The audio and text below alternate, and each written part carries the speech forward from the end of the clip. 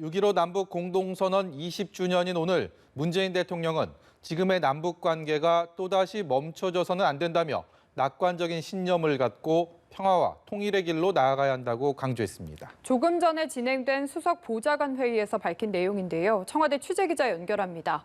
임혜준 기자. 네, 문재인 대통령은 오늘 오후 2시부터 청와대에서 수석보좌관 회의를 주재했습니다. 문 대통령은 우선 6.15 남북 공동선언 20주년을 무거운 마음으로 맞게 됐다며 지금의 어려운 남북관계 상황을 언급했는데요. 남과 북의 정상이 6.25 전쟁 50년 만에 처음 마주 앉아 회담한 것은 남북 협력의 시작을 알린 역사적인 사건으로 남북관계에 난관이 조성되고 상황이 엄중할수록 6.15 정신과 성과를 되돌아볼 필요가 있다고 강조했습니다.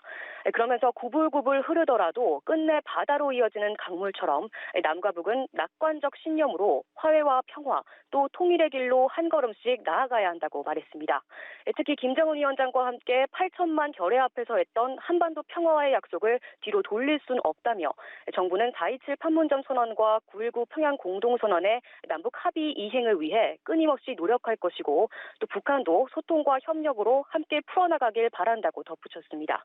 문 대통령은 또 남북의 합의들이 정권에 따라 부침없이 연속성을 가졌다면 남북관계는 지금보다 훨씬 발전되었을 것이라며 21대 국회에 초당적 협력을 요구하는 동시에 국민들도 단합해 정부에 힘을 모아달라고 당부했습니다. 임혜준 기자, 북한이 최근 남북의 긴장 수위를 한층 끌어올리는 발언을 연이어서 내놓고 있는데 그렇기 때문에 문재인 대통령의 오늘 발언이 더 주목이 되네요. 어떻습니까? 어떤 의미가 갖고 있습니까? 네, 그렇습니다. 문 대통령이 특히 강조한 것은 대화와 소통입니다.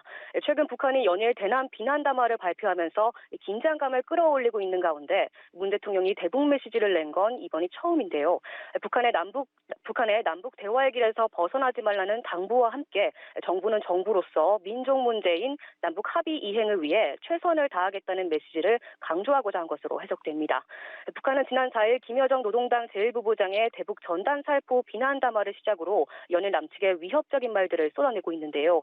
주말 사이 김 부부장이 확실하게 남측과 결별할 때가 된 듯하다며 남북 공동 연락사무소 철거와 군사 행동을 암시하는 담화를 내고 다시 대남 강경 노선을 천명하면서 남북 간 긴장감이 높아졌습니다.